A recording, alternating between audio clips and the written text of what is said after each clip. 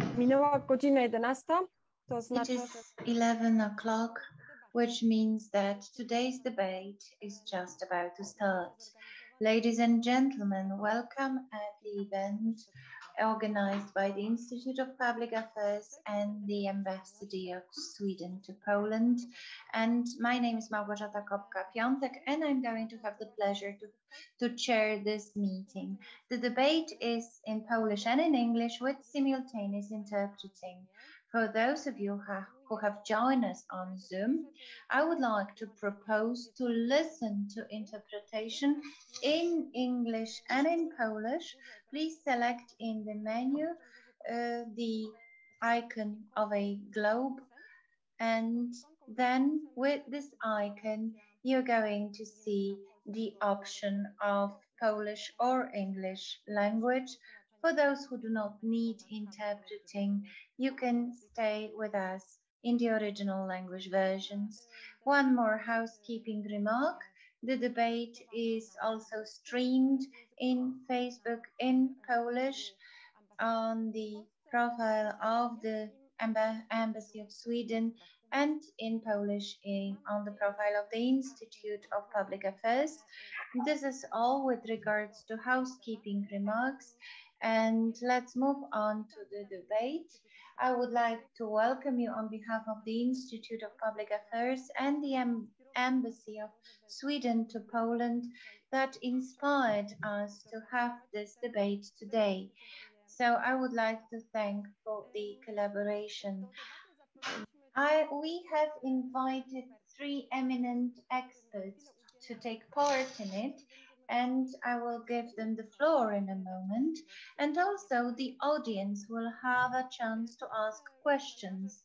So I would like to ask you to ask questions in the Q&A window, and those who listen to us on Facebook, please write the questions in the comments section.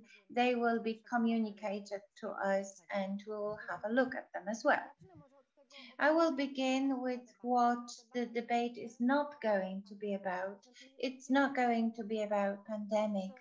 We are not going to discuss what wrong has happened with our societies, with our policy, with our economics, with our economy, with our health service.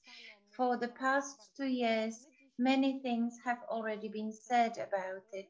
We would like to depart from this diagnosis, having a broader perspective into the nearest future about how to get over the crisis and how to take into consideration the equality policy and inclusion postulates concerning the groups which so far have been marginalized. To put it in Polish, which had it difficult on the way. So the debate is about getting over the crisis, how to get over a crisis, because there is a saying that each crisis is a new beginning. So I will ask our speakers whether they believe that pandemic, what we are experiencing right now, can become a new opening, a new beginning for us, so that this hard and unpleasant and costly experience could be coined into something that will help our societies, our states, our international relations to be better organized. It is not incidentally the collaboration with the Embassy of Sweden and France takes place within this context, because we're going to draw on the experience of feminist foreign policy, which is represented by both states.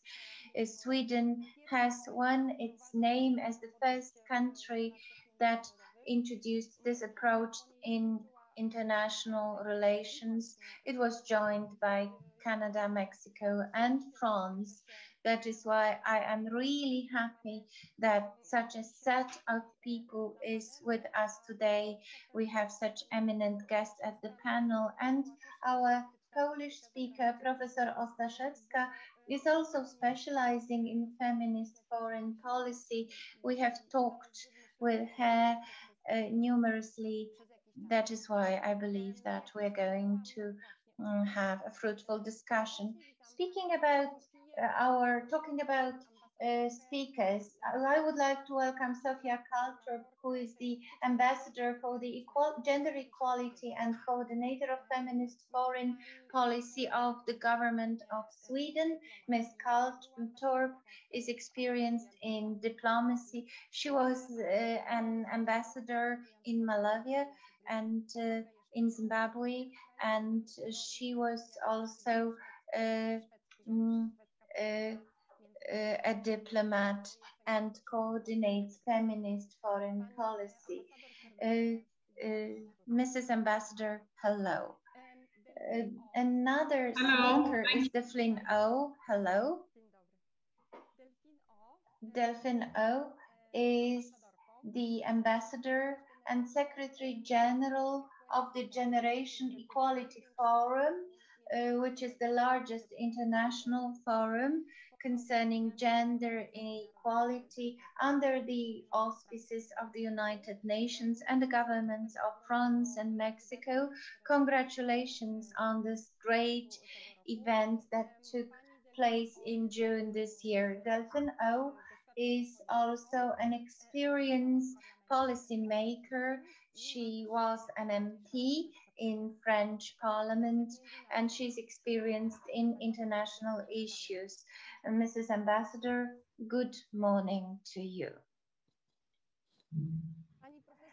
And Professor Aneta Ostaszewska, a teacher and sociologist from the University of Warsaw, a co-founder of the Center for the Study on the Problems of Women and Gender, and co-founder of FEM Global Association, Women in International Policy.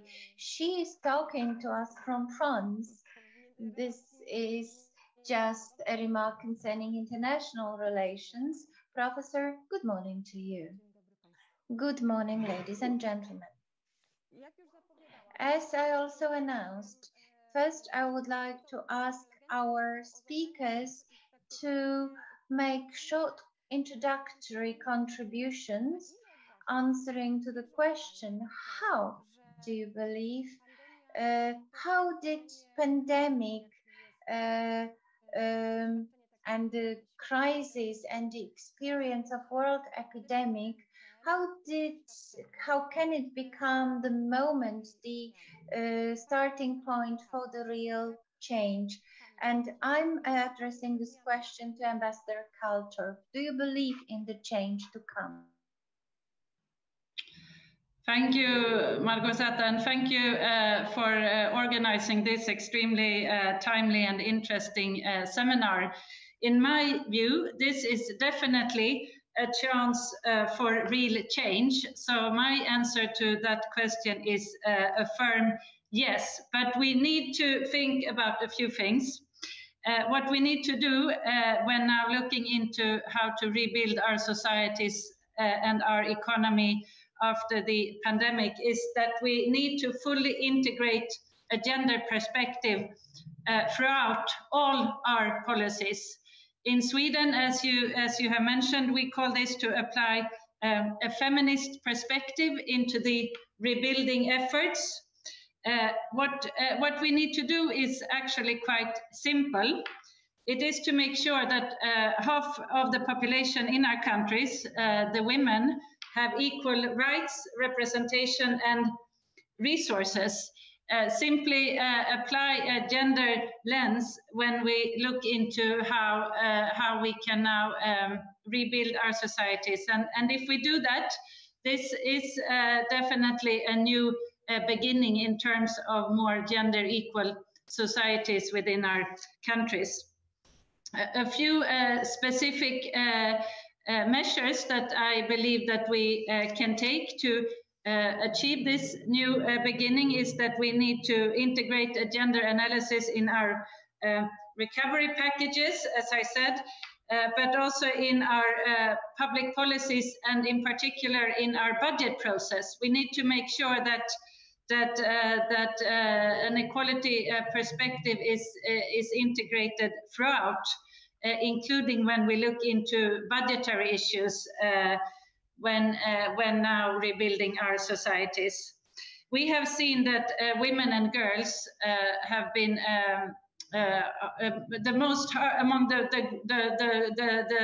parts of our population who have been the worst affected by the pandemic. So obviously now when we're looking into rebuilding, we need to bring in the perspectives of women and girls into everything we do.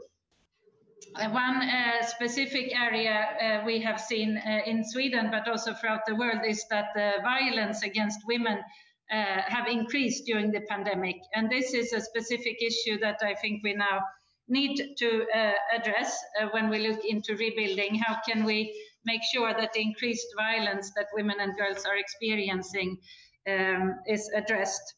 But we also need to look into women economic empowerment.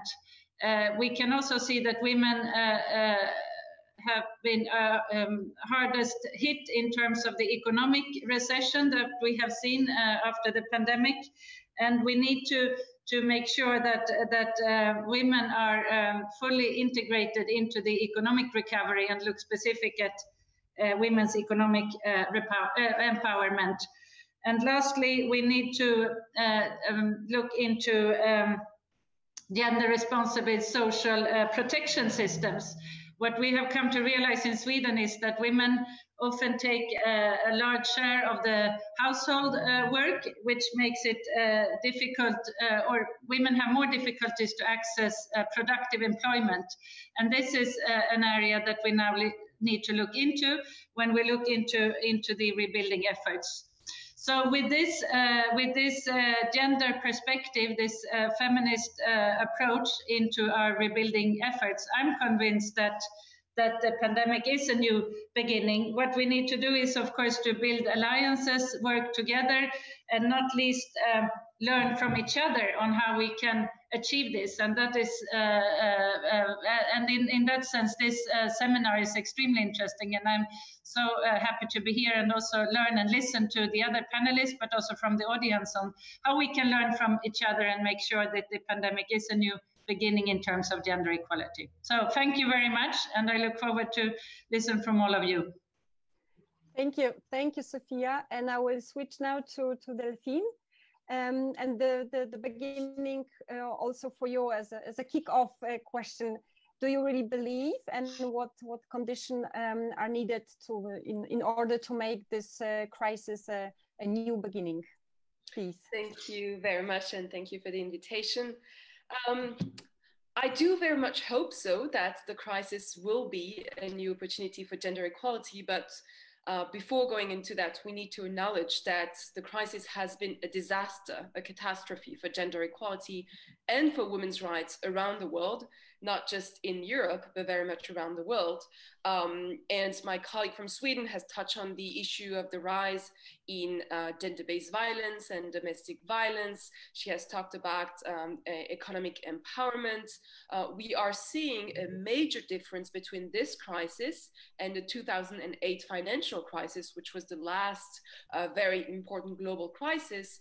At the time in 2008, the jobs and industries that were heavily impacted by the financial crisis were actually male dominated, right?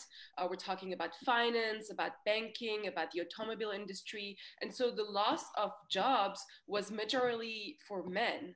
But this is very different this time. If we're just talking in terms of job losses and unemployment, actually the industries that are most heavily impacted by the pandemic are heavily female dominated. We're talking about the catering industry, we're talking about restaurants, we're talking about tourism industries, and those are actually female dominated. So we're seeing the first numbers and statistics come out saying that the majority, more than 50% of job losses are actually for female. And of course, there's the spike in gender-based violence and the fact that a lot of women have been forced to leave their job, in the midst of a lockdown in order to take care of their children. and when there has been some decision within the couples who is going to leave their job or take a leave of absence, it's 99% in the case the women. How do we make this an opportunity? I have to say it's very challenging. I have seen firsthand, and my colleagues in other countries, how it is difficult at a time of emergency and crisis, when the governments need to take very rapid action and decisions to maintain a gender angle in their decision making. First and foremost, because still at the decision-making table, there's a majority of men.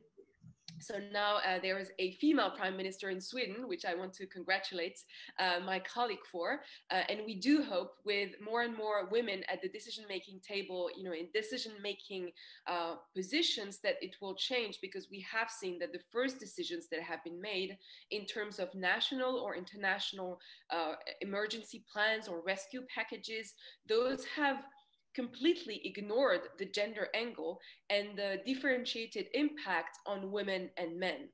Now, what is the way forward? And I will end with this. Most of our countries, at least in the global north, have dedicated their recovery plans for the economy by focusing on the new jobs, the jobs for what we call the green jobs in the environmental transition sector, the jobs in the digital economy. Those jobs are very important. They're going to be the jobs of the future. But if we don't make sure that we train enough women to be potential candidates for these jobs, we're going to miss again these two revolutions, the digital revolution and the environmental revolution. So what we need to do more, we're not doing enough, is to have a really gender differentiated impact of the investments that are being made by the different governments. I don't know how it is in Poland. Was there a study of what will be the impact different on men and women in terms of jobs? Bardzo dziękuję też za to porównanie. Thank you very much. And thank you for this comparison, because you drew this comparison of 2008 and the current crisis related to the pandemic. And it actually goes to show how different those crises were and how different the impact that we need to fight could be. Madam Professor, the same question to you, this kickoff question. You are an analytic, a researcher, and you study equality. You deal with equality, but from a different angle. You are not a public servant. You are a researcher. So for you, what is this opportunity, or is there an opportunity at all? First and foremost, let me thank you for organizing this debate. This is an important subject, and this is the right moment to take up this discussion and talk about not so much the crisis itself, but how to get out of it.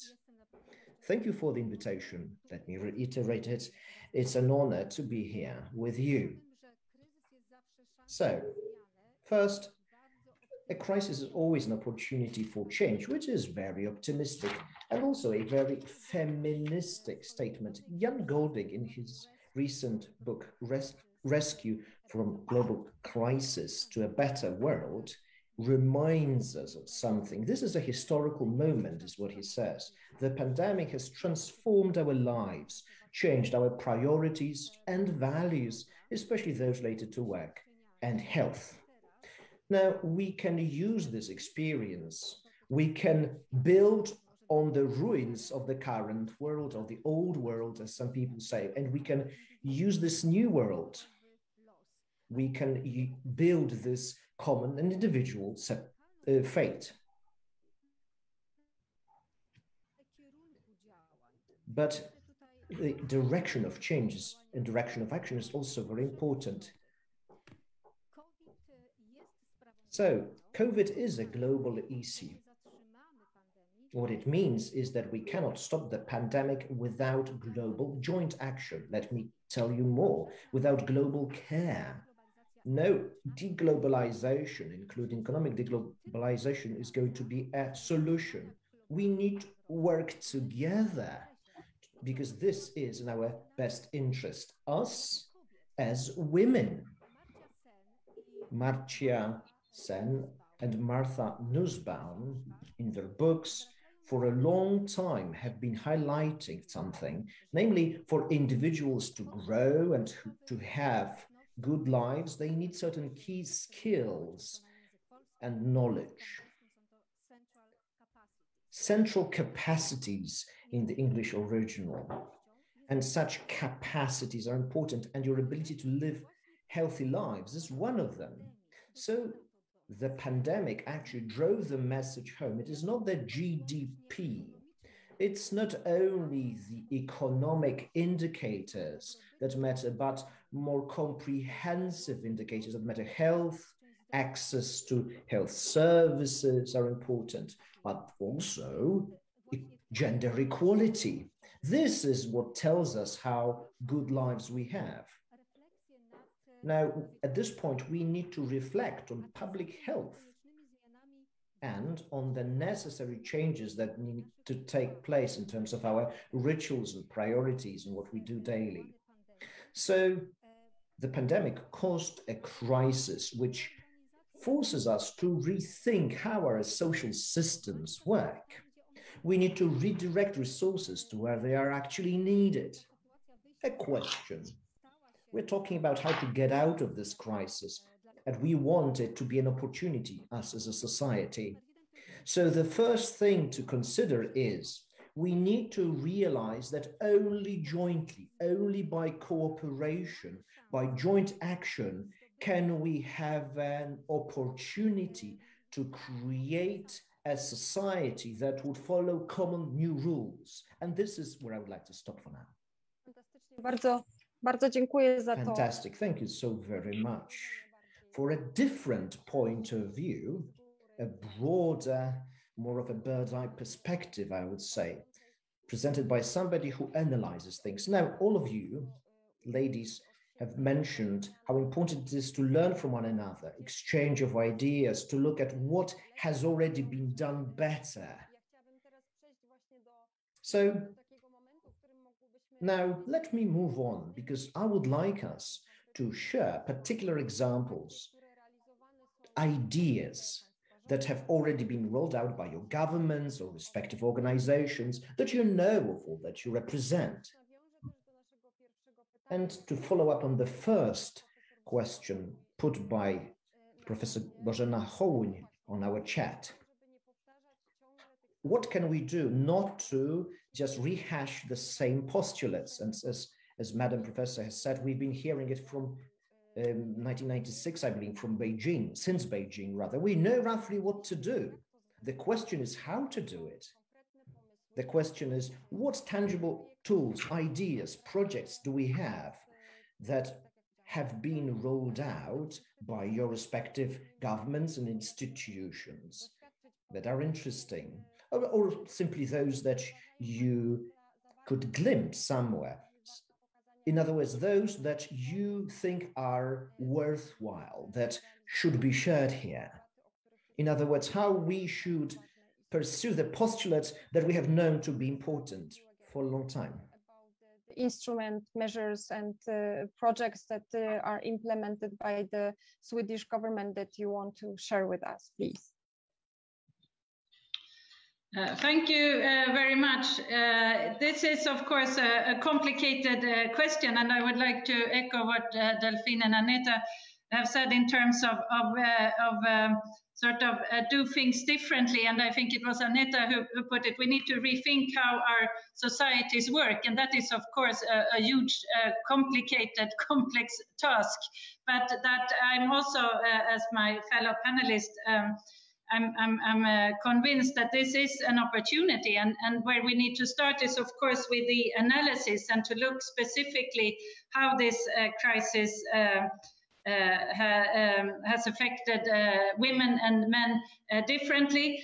One concrete thing that we have done in Sweden is that we have asked our gender equality agency, because we have a specific gender equality agency. The government has tasked this agency to look specifically into how specifically analyzing the effects of the pandemic on economic gender equality and how men and women have been affected differently.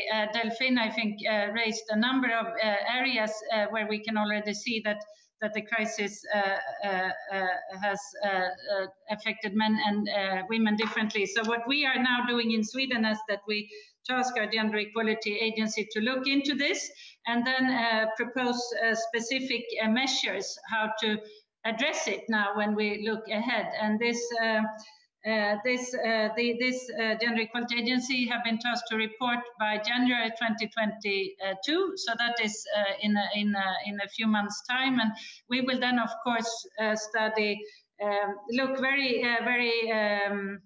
carefully into how we now can move forward and make sure that the crisis is a new beginning, but of course being quite aware also of the complexity. A few specific measures that we have already been taken and that I would like to highlight.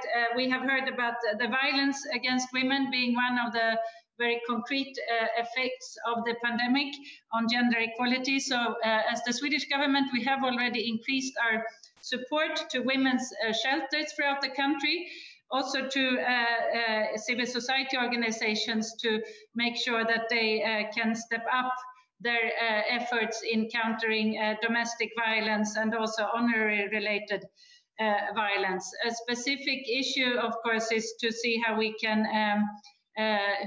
respond to new demands of counseling, for example, online. Obviously, during the pandemic, it has been difficult to reach out to women at risk in person. So counseling online is one area that we look into how to expand now. We have also, our social protection agency has launched specific campaigns to encourage a more gender equal parental leave, as mentioned, to make sure that our social protection systems and in particular our childcare system is a way we think to empower women economically. So to look into how men and women can take equal responsibility in terms of childcare and household work is a specific issue where our social protection agency is now launching a specific campaign. So those are some of the measures we are taking in Sweden, but again, we are aware of the complexity of the issues and really look forward to hear also from the rest of the panel to get inspired and share examples, because definitely this is something we need to look further into and really spend some more time on. So I'll stop there and leave the floor to my fellow panelists to come in with more concrete ideas and inspiration also for us here in Sweden. Thank you. Thank you, Sophia. So Delphine, please, the floor is yours. You mentioned also about the impact of the pandemic, of the crisis, not only here in Europe, but also outside of Europe, which I'm afraid not thinking about it like every day or every minute in our life. So maybe you can share also your experience on this and the project that the French government is running there, please. Yes, thank you. Maybe just to begin with, there's also a few emergency responses that the government has set on during especially the first lockdown, the one that was the hardest, if you may remember, in March, between March and June 2020, when basically everybody was staying at home, and it was so hard for women who were victims of gender-based violence and domestic violence to escape a violent household. So I'm going to give a few examples that, for instance, the government has experimented with pharmacies, drugstores, and supermarkets to be able to welcome women who are victims of domestic violence, who could report the violence instead of going to the police station with sort of a secret code. So the pharmacist and the supermarket had specific places where they could actually report being victim of domestic violence, because those were the places that were still open and where people would still go during the first lockdown. In terms of also sexual and reproductive rights, a lot of women did not go to the hospital or did not think they could have access to a doctor in terms of taking contraception. And so the government had put in place an expansion of the possibility to have abortion by medicine. So when you take sort of the not just the next day pill, but the abortion with medicine, which does not need a treatment at the hospital. So the extension of the deadline for this was put in place by the government, and also because a lot of women did not consult with their doctors, the online consultation, so the online gynecological consultation were also facilitated. But I have to say, those were very those are only emergency responses. They're not in the long term. And when it comes to the long term, I want to talk about the Generation Equality Forum, which is this international conference which you mentioned, which was organized by UN Women and co-chaired by France and Mexico, of which Sweden was a very important partner. We had planned for the Generation Equality Forum before we were hit by the pandemic. It was actually scheduled to take place in July 2020. And then we had to postpone it by 1 year. It took place in June of this year in Paris, and then also in a digital format. And what we did with the forum, and to answer the question that was posed online, how do we do things differently? I think the spirit of the forum is that we cannot act alone. The government is not, everything cannot do everything. The feminist grassroots organizations, they cannot do everything. We also need, for instance, the private sector. We need the philanthropic foundations. We need the international organizations. And the method that we used at the Generation Equality Forum is precisely that, is to bring everybody at the same table, the public sector with the government, the international organizations, the NGOs, civil society organizations, and the private sector that sometimes has funding that the government has not, or has some capacities that the government has not. And we had them work together, not on emergency responses, but on long-term planning over the next 5 years. And this is very much the new Beijing conference. It was mentioned by the professor, the Beijing conference in 1995. We didn't have an international conference on women's rights since 25 years ago. So the last one was really the Generation Equality Forum, 26 years after the conference. And what we have asked each and every participant, either public sector, private sector, is to take long-term commitments. That mean legislative reforms, that means budgetary reforms, that means taking part in international programs, that means increasing their advocacy and so on. And we have sort of grouped them together, private sector, public sector, and CSOs. And I think, not a particular project, but the method is very different. And we do hope, the governments and everybody will have to follow up on their commitments. And we do hope that the method will change the impact. Instead of everybody working side by side, them working together and contributing each their capacity, usually the NGOs, their expertise of the ground with their advocacy, the governments with legislative reforms, the private sector with funding, and so on and so on. Bardzo dziękuję. Thank you very much for this contribution, Professor. I know that you also studied the issues of female work and employment during pandemic, and we are really curious to listen to the results of your studies and the recommendations that you might have. We are still studying as part of the Center for the Studies for Women and Gender. Since September 2020, we have been carrying out the research concerning feminization of pandemic in the respect of the work of women.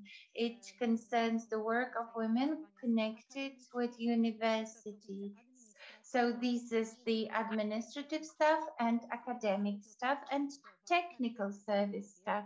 We are interested in the professional career and their home work at home. So we have seen that women are under tremendous pressure connected with social and professional roles. But the research shows that in a situation of crisis, women have nobody to rely on. I mean, the institutional support. Women count on themselves only. They cope in difficult situations because they use their own resources and their own competences and informal networks of support or contacts. It's not only about general coping or managing with everyday issues, but also about solving problems, also social problems, also related to work conditions, the home office, the work organizations, or their parental obligations. And we are making comparison studies between University of Warsaw and the University of Milan and Heidelberg. So it shows that women are frustrated. They have a too heavy burden to carry, but they are able to work in a crisis situation, which shows that women know what doesn't work and what does work. So women have the potential to influence the reconstruction programs. So to your questions, I would like to say that the creation of reconstruction programs should begin with listening to what women have to say, what they have experienced. Using the example of female work, we can say that the current system of work cannot be maintained. We need a multidimensional improvement of the situation, which also covers the issues related to the access to care services or social or healthcare services. From the point of view of a social researcher, I would like to say that pandemic revealed the issue of homework and care work and the problems related to it. For many years, women have been performing this work in silence. It was an invisible work. But because of pandemic, we see the great dimension of this work. We also know that many women work and have worked as housekeepers or babysitters. That is why we need to look at the work of women and to be aware of the holistic picture of the work they perform. Women who perform work at home, who look after children, who look after elderly family members, who look after those who are sick, need to have the social insurance and other rights that are guaranteed, all the rights that are guaranteed to persons who work outside home. So we need to have pressure on companies, on various institutions to change their organization, especially in the context of remote work. But we also need to have impact on our governments so that work at home should be regarded as work of critical significance so that it should stop being invisible work. So we need to monitor social and system failures, especially in the area of female work, and also about silencing women. Also in the situation that women are forced for exploitation. So, seeing all the failures of the system, we need to go to the stage of transition or reconstruction of our global society. Perhaps also we need to hear the stories of people after pandemic how women coped with the problems and what their needs are. Since the beginning of the pandemic, women were in the first front line. Very few of them sat at the decision-making tables, which was also mentioned here as well. So the creation of reconstruction programs need to mean the support of female leaders, because it means that we need to get more equality. And also one more issue that I would like to refer to very briefly is that we need to remember that identically as the glass ceiling is a problem, also the sticky floor is a ceiling. So, and pandemic shows that the sticky floor is a great challenge for today. So what each of us women also present here, what we can do is that we need to recognize this situation and to disagree for the status quo. Thank you. Thank you very much. On the one hand, it is an example of the local experience, but it has a lot of universal topics concerning the experience of women either in Warsaw, Milan or Heidelberg or worldwide. So it's not only about women in academic sphere, but also the ceilings and the floors, which restrict the activity of women in many places and in many professions. So I would like to return to the issue which was the beginning of our discussion, that is feminist foreign policy, which is carried out by Sweden, France, and many other countries for a few years. I would like to ask you whether you see how the introduction after 2014 by Sweden or 2019 by France, the feminist perspective in international relations, how do you see, how did it help, in your opinion, in coping with the challenges that we have because of pandemic, in creating public policies in the inclusive approach or equality approach? I'm asking both ambassadors here, can you share your experience, or can you give us some hints for the countries that they would like to begin, but still they are at the beginning of the road? And this is my private wish. I would like Poland to join in. I would like Poland to share this approach in future. That is why my question is how to begin, how to start to convince the society, how to convince business, and how to introduce the inclusion approach, the equality approach. I would like to ask you to share your experience with us and to tell us how previous decisions about the feminist approach in international relations, how they can help in current situations. Sophia, the floor is yours. Thank you very much for that question. I think, I mean, to start by saying, and I also followed the discussion in the chat, I found that very interesting, that obviously there are no simple answers. I think that was very well put in the chat. And I also saw a comment that Sweden might seem as an untenable model. But I just, to those comments and also to your question, would start by saying that, of course, nothing is impossible, but you need to start, it starts with political leadership, I think, to really articulate a framework and an agenda for change that you can can galvanize your efforts around.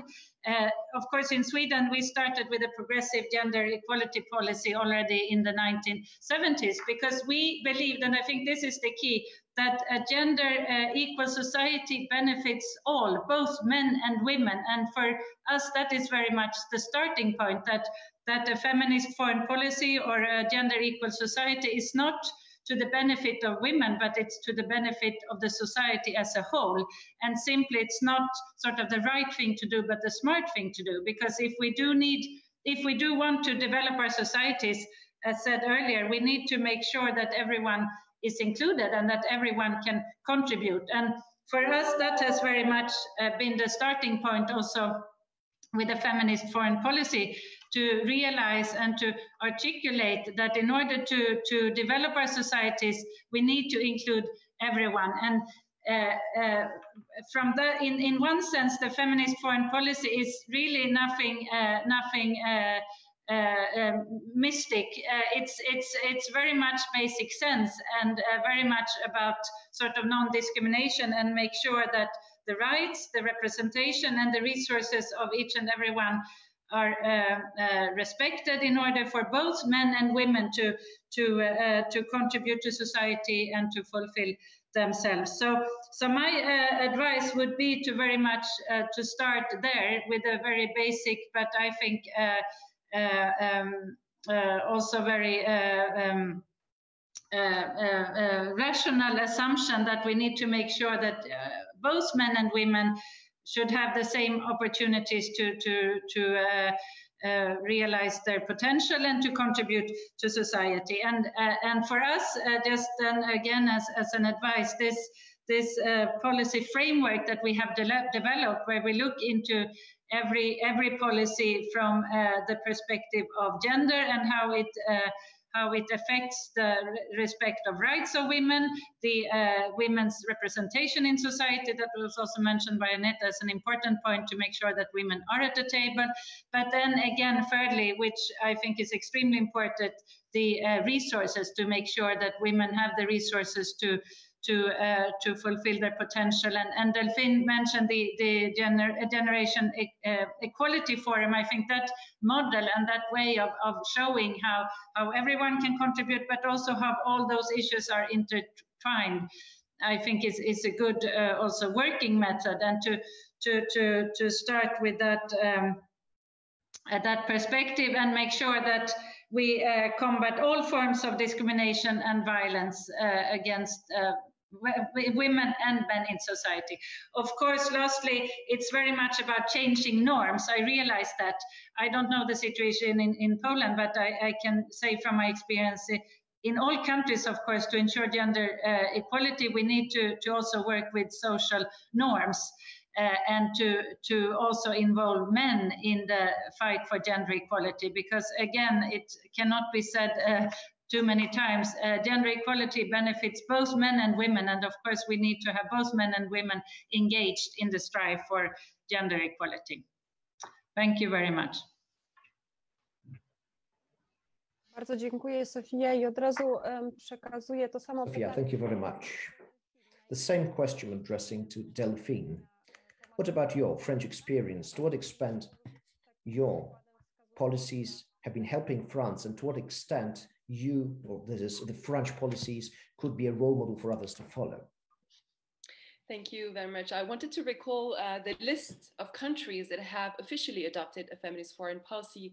As you did mention, of course, Sweden, the forerunner, Canada in 2017, then France.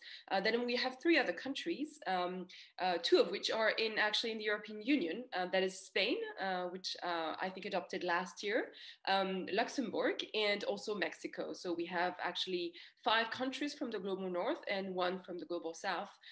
We also know that the Netherlands are very seriously considering adopted a feminist foreign policy. They haven't yet really, made the step, but they're seriously considering, and a number of other countries are looking at it. So we strongly encourage Poland and other European countries to adopt a feminist foreign policy. This also has been discussed within the European Parliament, and there, I think a resolution was introduced. I think the President of the European Commission, Ursula von der Leyen, has mentioned feminist foreign policy, and most recently, the new coalition, which is going to be governing Germany, has also mentioned feminist foreign policy as part of their program in the coalition contract. I just wanted to mention that to see it's a growing trend, and every country has its own brand and definition of feminist foreign policy. But to answer your question, the way we see it from the French side, and I know the others also, is really first and foremost to make it almost systematic and automatic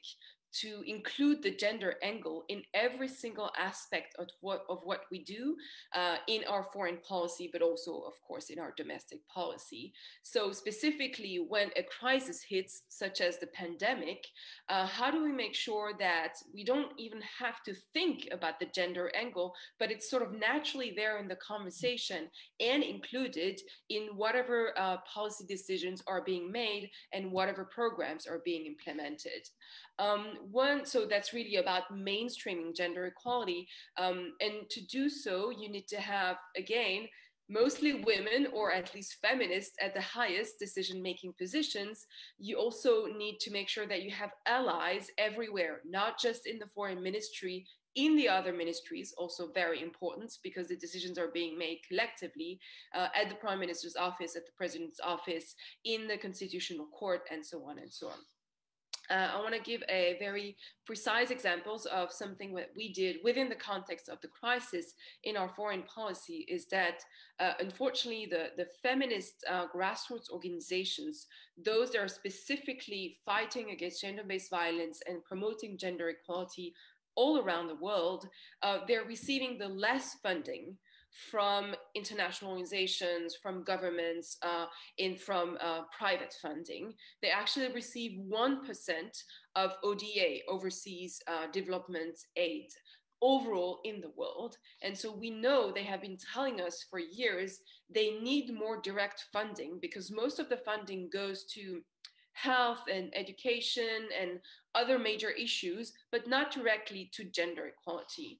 So what the French government did in 2020 is set up a specific fund, a support fund for feminist organizations.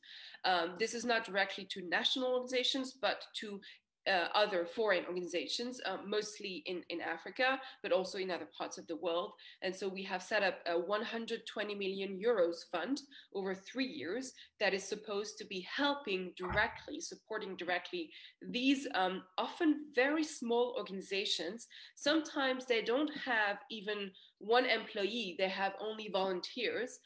They don't have a very solid structure, and they're very dependent on governments and on international aid for their survival. Many of them have actually disappeared because of the crisis. And so we need to be able to fund them and support them in the long term. So this is one example of what we did. And also we have reinforced our support to sexual and reproductive health and rights. That means access to contraception, to family planning, to abortion, and to sexuality education, because unfortunately, because of the crisis in many countries, a lot of young girls stopped going to school, and then they have been forced to stay at home, and they have been going into forced marriages, they have undergone genital mutilation, and we need to be able to help them. We need to be able to prevent those, and this is only with family planning and sexuality education. Bardzo dziękuję też za te konkretne. Thank you very much for these tangible examples. Professor Aneta, how do you see that? This feminist foreign policy experience, unfortunately, we still don't have it, or we don't have it yet. This is how I want to see it. I hope that this day will happen one day, and we will join this list of countries that is going to be longer and longer, and hopefully we will be on this list one day. You have been following that, observing this policy. Unfortunately, the interpreters cannot hear the speaker, the moderator. The interpreters at this point cannot hear the moderator.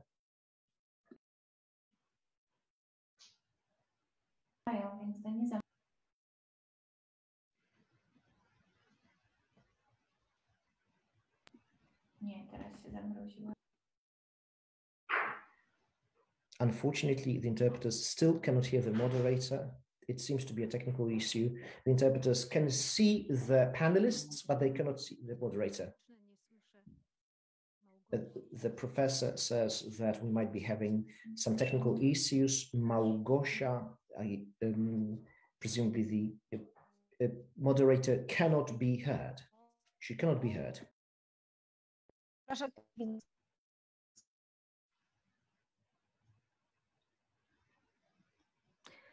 Małgosiu, nie wiem, czy to są u mnie nie realizuje, problemy. ale może kiedyś będzie realizował.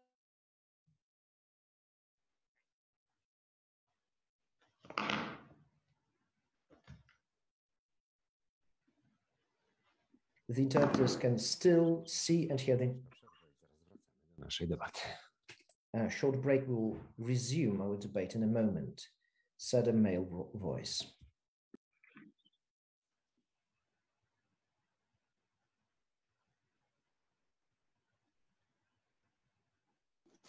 Ale to czy ty słyszałaś moje pytanie? Przepraszam, bo... Moderator asks whether her question was heard. I know that I disappeared, but I believe I'm back. Apologies, says the moderator. These have been certain technical issues that persist. Yes. Let me repeat the question. I'm addressing Aneta. You are a researcher that have been following this issue of the feminist foreign policy, and you represent a country where this approach has not been rolled out. Is it something that could spread to other countries in the future? What conditions would have to be met so that here in Poland and in our region, that type of approach could be adopted? I believe that we have got very good examples, role models that we could follow. I mean here a number of countries that Delphine and Sophia have mentioned. The new German chancellor is taking over today, so we might learn that this German feminist foreign policy will no longer be just a postulate. And that would mean that we would be edging ever closer to this model of foreign policy. Now, when it comes to Germany, when it comes to the German feminist foreign policy, they have a motto, the slogan, namely, this is the most promising response to the biggest challenges of our times. And I believe that this is a great illustration of the ambitions of the feminist foreign policy. This policy, such policy, is not afraid of tackling those difficult, ambitious challenges that we are facing today.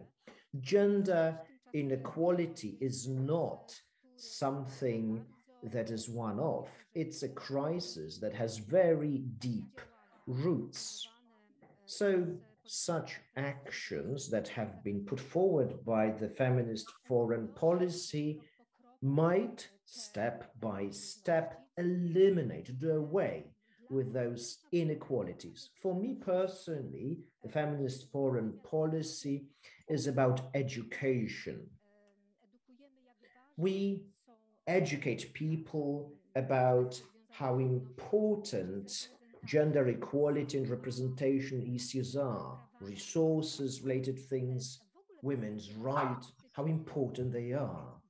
So the feminist perspective, this intersectional, inclusive perspective, is always an opportunity and a response to a crisis. Now, when we respond to the crisis impact, it's also a feminist thing.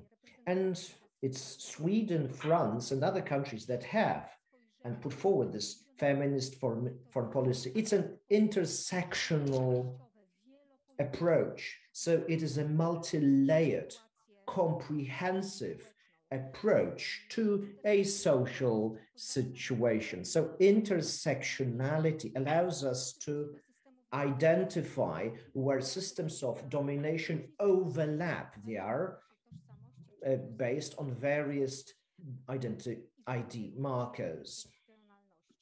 So guided by intersectionality, feminist foreign policy postulates for equality policy in diverse areas. proposing measurable tools, which have already been mentioned by Sophia and Delphine. The objective of feminist foreign policy is to have influence on economics and policy, both in macro and micro scales, and it proposes measurable real actions aiming at the improvement of our condition, of our fate. So I believe that our panelists are specialists in this area, so I could only repeat what they have already said. So I will close in such a way that perhaps feminist foreign policy at this moment is the only or the sole strategy to get over the crisis. Thank you. Thank you very much, and I do hope that you can hear me and you can see me. We are getting close to the end of the debate.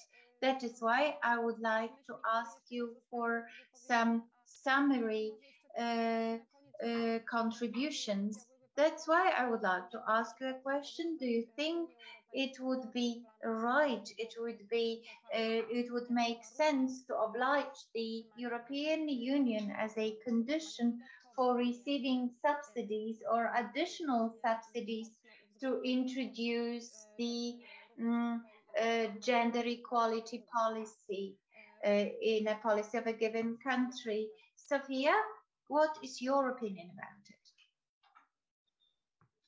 Thank you. I mean, I think what we have, the debate has shown I think quite convincingly that gender equality is a prerequisite to develop our societies and to make sure that men and women have the same opportunities, the same rights, representation and resources is as I said, not only the right thing to do, but the smart thing to do. And also what we see that more and more countries are now adopting this feminist foreign policy because they come to realize that this is the way to go in order to make sure that all citizens have the same possibilities to realize themselves and contribute to society. So I'm not going to have any specific view on the European, the conditions that might be put, but from Sweden,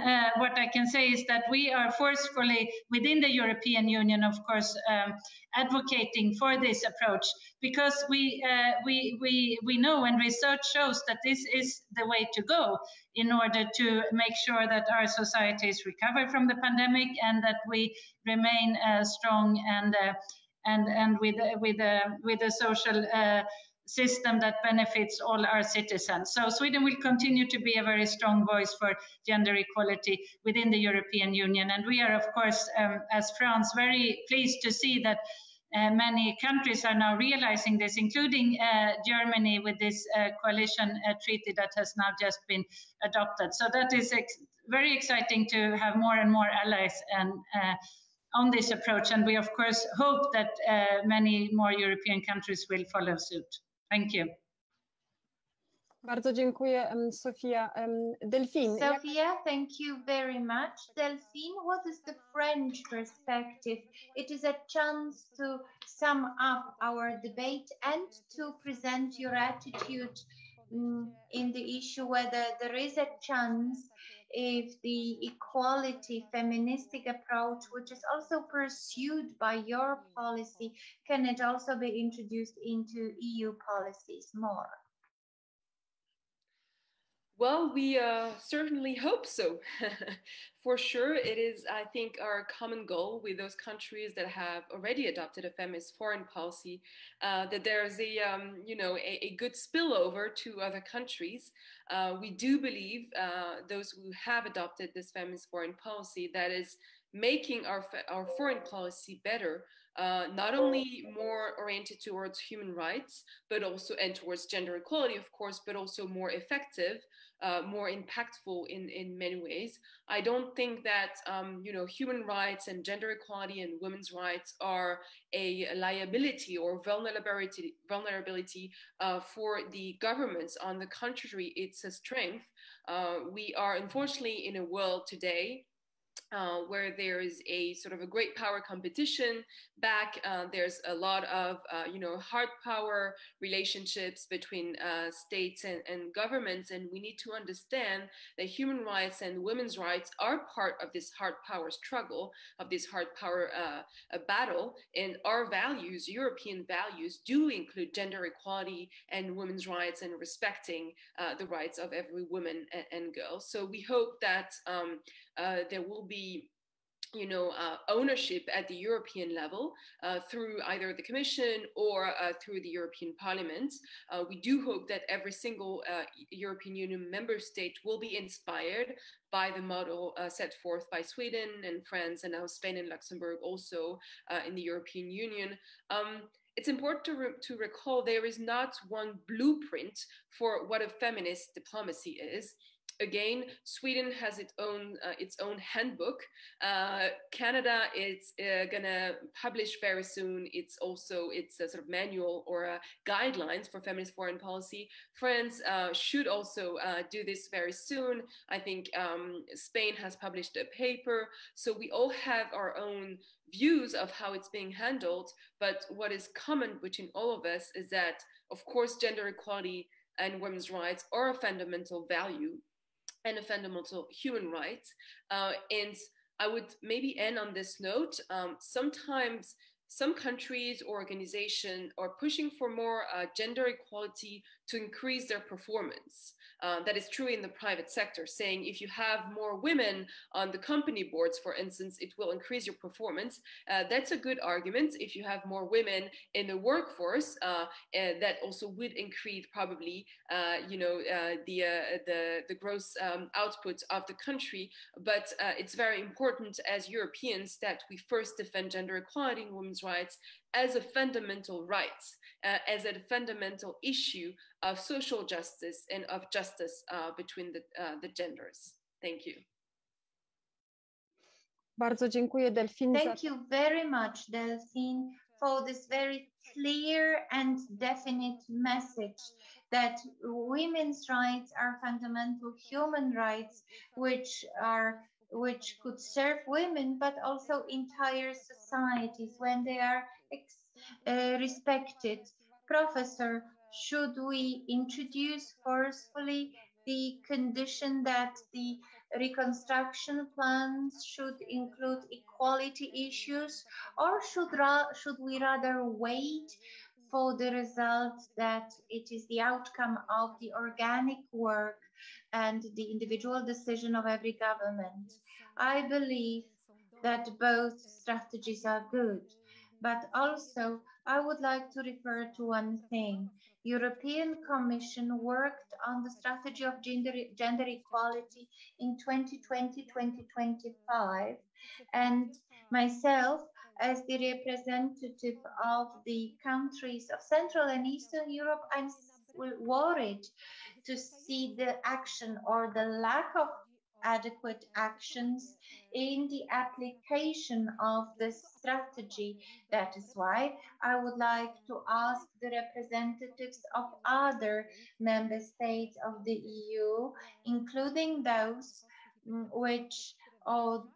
which implement feminist policy in their own countries, to support this issue and to ask for the respect of female rights also in Central and Eastern Europe. Also, I would like to call on the stage of European Union for support for women, for support of women's rights, not only in Poland, but also in this part of Europe. And this is what I would like to begin with. Yes, thank you very much. It is the postulate that refers to the solidarity of women that was mentioned by previous speakers. Also in the context of multilateral solidarity, because only thanks to the solidarity we will overcome these challenges. Thank you very much. Thank you, Sofia Kaltorp. Thank you, Delfino. Thank you, Aneta Ostaszewska, for the participation in this debate. I would like to thank the Swedish Embassy for co-organizing this debate, for inspiring us to do so. I would like to thank the Embassy of France. I would like to thank our interpreters for facilitating our communication, and our team in the backstage providing technical assistance, especially that it was not an easy task. I would like to invite you to the next event organized by the Institute, also concerning feminist foreign policy, because we will not let you to forget us. And goodbye, and thank you very much. Thank you very much. Goodbye. Thank you. Goodbye. Thank you.